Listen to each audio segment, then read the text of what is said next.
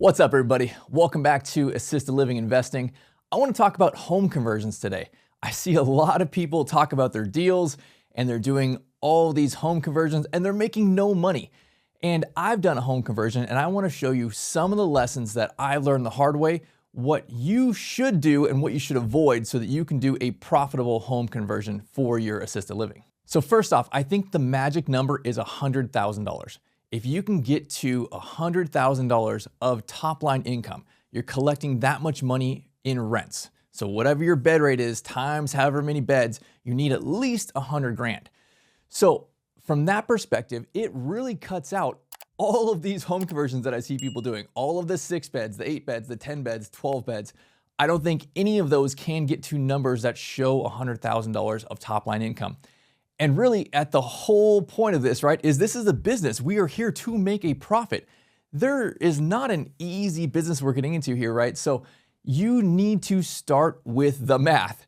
And if it doesn't pencil out, don't do the deal. Pretty much everyone that I see doing these home conversions, it's a bad deal. And if you have a bad deal, you know, because you're trapped in your business, you're a slave to your business. I see people going and doing 5 or 7 home conversions so that they can make enough money to hire a manager and have a good-ish kind of income for themselves. I want to show you that you can still do a home conversion and you can still do a one and done kind of deal. So my first assisted living was on Mesa. We opened before COVID and we bought a 1974 ranch style house. It was about 3,500 square feet. And we gutted it and we did a large addition to it. So now it is about 6,300 square feet. It's 15 rooms and I believe 12 bathrooms in there. So that deal right there, we still run. That makes us a net profit of about 40 grand a month.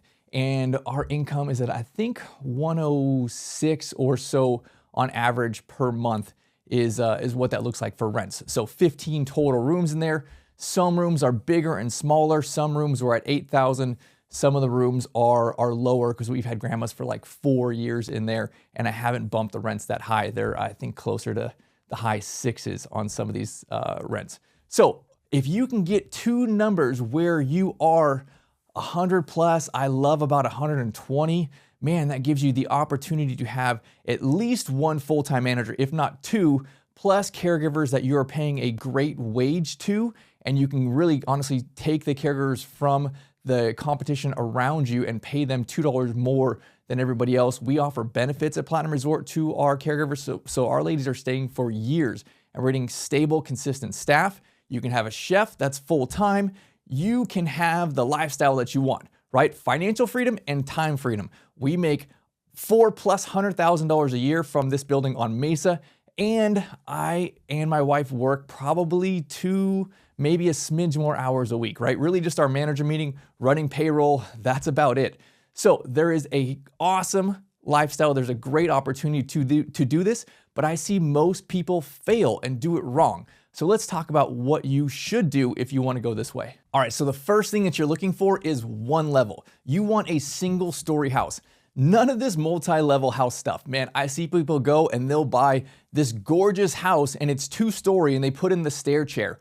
Or even worse, they put in the elevator. I have friends that bought a 2-level house with a basement and they were using all 3 levels with an elevator. That is such a terrible idea. It is so not practical, and here's why. You are losing your most expensive customers. Your most expensive customers are the people nearer to end of life. They are in a wheelchair. They are having memory care. They can't go up and down stairs. People who can go up and down stairs, those are the $4,000 a month customers. They don't really have a big problem to solve. If you want to be charging $7,000, $8,000, $9,000, $10,000 a month, no stairs. You are not getting people up and down stairs. And then just from a practical perspective, to have caregivers go and assist every time they're going up and down the stairs, going to, the great room or activities or something like that, man, that is a staffing nightmare. You will need twice as much staff to do these kind of things. So make sure you do not buy a 2-story house. Second to that is make sure all of your floors are level. The building that we bought, it had like one of those sunken in living rooms where it was like, 1 or 2 steps down.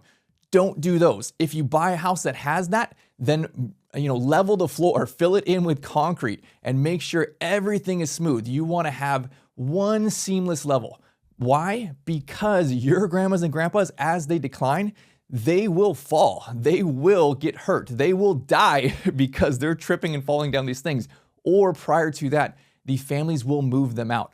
I don't want to have grandmas that have to move out because my building either has stairs or it has steps, right? I want it to be one smooth floor across the whole building, and they can have wheelchairs, they can have their walker, they shuffle around their feet. They can, again, get to memory care, dementia things where they start just wandering around the building and pacing and don't really know where they're at. That kind of stuff happens. Those people, those are the customers that will pay the most because they have the biggest problem to solve. If you need to get to $100,000, $120,000 a month of income, those are your customers. That's how you do it. This is how you get 2 managers and time freedom, is you need to change your customer so that you can bring in more income. The next thing to consider is doing an addition.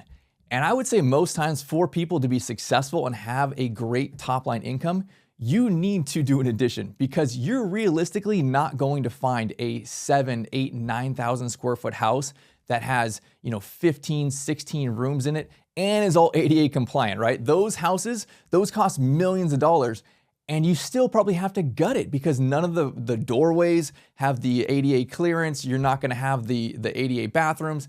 It is so much better if you can find a normal house, even if you found like a 1,500 to 2,000 square foot house, and you gutted the inside of it, you made it all of your common area. So now that became your great room, your dining room, your kitchen, your salon, your manager's office. That's everything right there. And then you went and you added 2 wings to it, right? And you got 8 bedrooms on this side, 8 bedrooms on the other side, and perhaps you add another 5,000 square feet, and you can get to about 7,000 square feet.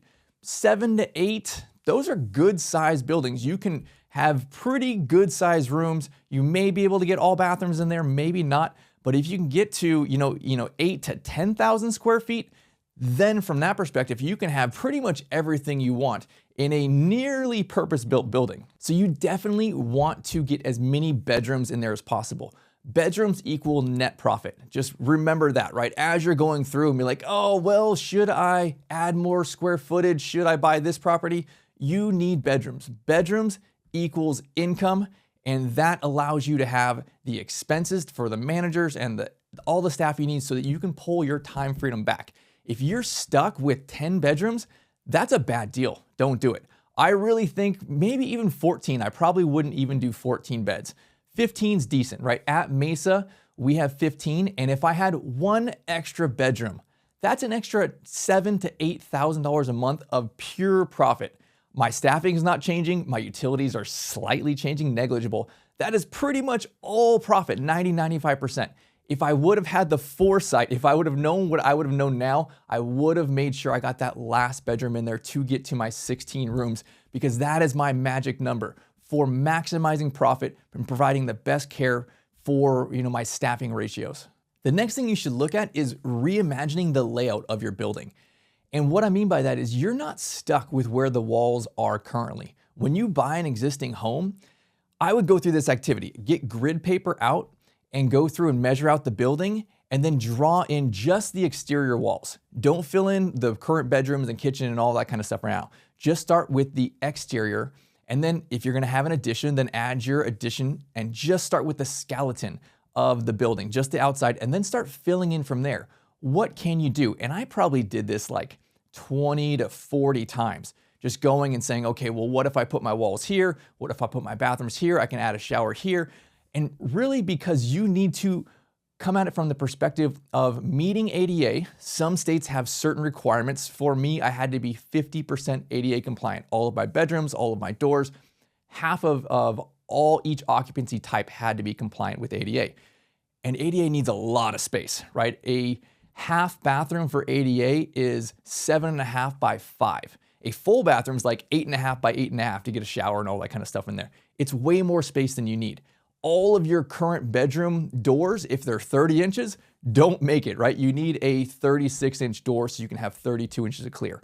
Your hallways, again, probably not the greatest when you're talking about wheelchairs and a normal like 36-inch hallway. Just start with this activity, fill in the outside, and then go and play and say, okay, well, you know what, here's where my plumbing's at. Let's try and keep things close to my existing plumbing, but sometimes you don't have to, right? I had to chip up all of my slab and move all of my plumbing and draining and everything it is. I ended up doing a much larger rehab, but man, it didn't really matter. I was able to go and do a massive deal. And if you are stuck with, here's my current bedroom sizes, and if you got like the kids' bedrooms and they're 10 by 10, nobody wants that size room, right? Like, can you go and can you put 2 kids' bedrooms and move the wall and just split it and have, you know, now you have 2 good sized rooms, or you put shared bathrooms in between those things. You're not stuck with what the building comes out to, especially if you're gonna buy a house and just gutted everything, add in the beams, move all the walls, and just make that your common area, and then go and build your purpose-built, you know, really bedrooms, right? My bedrooms are about 330 square feet, and they're good-sized rooms. They have a full bathroom. Everyone's got an ADA roll-in shower. They have the fireplace wall. They're gorgeous. And I have some of the teams that we work with, they're going and doing that same model. They're buying a normal size house and then adding a wing on both sides. So it's something that you can totally do, because there's a lot of 2,000 square foot houses, right? As long as you can get past the zoning part of this and make sure you're in a non-zoned area or you have mixed use or something like that, then you can go and do an awesome deal like this. The other thing that I would look for is bonus areas. What areas are at the house you're looking at buying that you can convert and make it part of your now square footage? So like, for example, at Mesa, I took my front porch and I pushed my front door out another like 12 feet, and I captured that area, and I had now another little sitting room inside of my great room, and I did this big window wall, and it's gorgeous, right? And all I did was put a little chair on and some DG. It was part of my landscaping, and I have another sitting area out there, but I was able to maximize that. And then same on the back side, right? I had this sunroom that was all glass wall and enclosed, and there was like a fireplace wall between it. I demoed the fireplace wall, and that sunroom now became my dining room. I had a big old garage that I was able to convert and add to that. So these are ways that you can add square footage without adding massive costs, because you already have part of an existing structure there. So as you are getting closer to end of life and dementia, a lot of those grandmas, they don't want to go outside, right? You don't necessarily need the most elaborate front porch or back porch. You can add something after the fact. What is more important and more valuable is getting more square footage in your building. You will always need more space in your great room. You will always need more space for your dining room. When you have grandmas decline and they go into wheelchairs, most of our grandmas are in wheelchairs. That is so much space you need for them to get around each other to sit at the dining room table. You definitely need more space in your common areas and your hallways. So steal those little spaces that you can go and convert. That's an important extra square footage you can add. So if you're not building new construction, you really don't get your perfect building.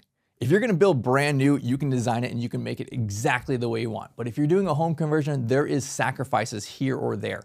So I wanna prioritize for you, in my opinion, here is what I think are your highest priorities. And first and foremost, it goes back to income. How do I get the highest amount of income? And that is bedrooms. You need more bedrooms. I would get as many as you can, up to 16. And then secondly, it's bathrooms. Bathrooms make sales. There are plenty of tours that have not signed up at Platinum because there's 3 bedrooms we have that don't have a private bath. And then they have to go into the shared bathroom. People don't want to have a shared bathroom. They don't need a full roll-in shower kind of bathroom, but even if you can get half bathrooms in there in all of your bedrooms, that will be super advantageous for you. You'll probably add $500 to $1,000 onto your bed rates, and you will sell so many more bedrooms. Everyone wants a private bedroom and a private bathroom. Then as a secondary priority after income is really the practical side of this. If you are bumping up the amount of beds you have to have space for these people, right? So your living room and your dining room, you don't need massive spaces, but you do need to make sure they fit. So as you're going through and you're drawing this out on grid paper, take scale of what is a couch size and your dining room size and draw that stuff in there and make sure you have plenty of space for these people to come and sit. Because if you're doing a tour and they look around and like you have this dinky little living room, they're like, where's mom gonna sit? I only see like 7 chairs and they are licensed for 16. You need all the space. You don't necessarily need 16 chairs in the great room. I wanna say we have about 10 or 12 spaces, but we have 2 kind of living areas and a couple other areas. A lot of times you're not gonna have all 16 diagrams in one room, right? You don't need that much space, but I would at least get 3/4 of them a place to sit in one kind of main area. And then back on a practical side for staffing, your laundry room and your office, you definitely need these things. So your laundry room, I would say 8x8, 10x10 is kind of like a good size room. It's not excessive. You don't need a massive laundry room, but you probably are gonna need 2 sets of washers and dryers, and ours are running constantly. So definitely prioritize not having a dinky little laundry room. And then your manager's office.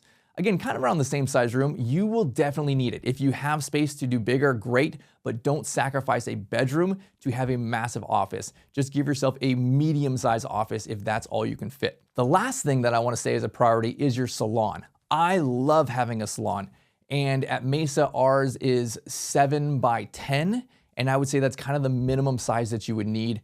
At Berry Springs, our new builds, they're 10x10, and that's plenty great size. But I would for sure cut my salon if I could get an extra bedroom in there.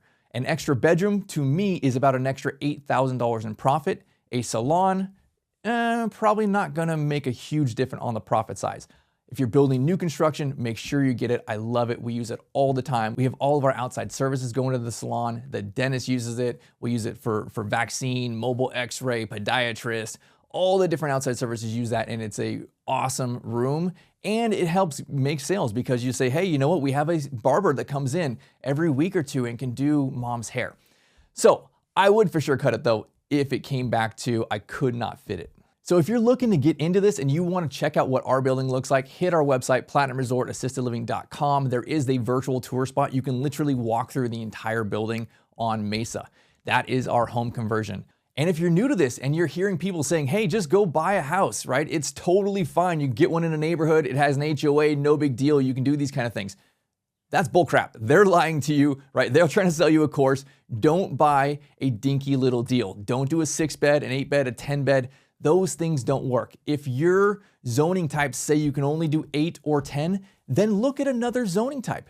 You got Brookdales in every single city in the country, right? They're not limited to 8 or 10. What zoning type are they in? So sometimes just do a little bit more legwork. Go talk to the planning and zoning department and find out, well, you know what? I want to do a deal that's profitable. I want to take care of my family. What kind of zoning do I need to do in order to do a big home conversion where I can have, 14 to 16 beds? That right there, that can be a life-changing deal for you.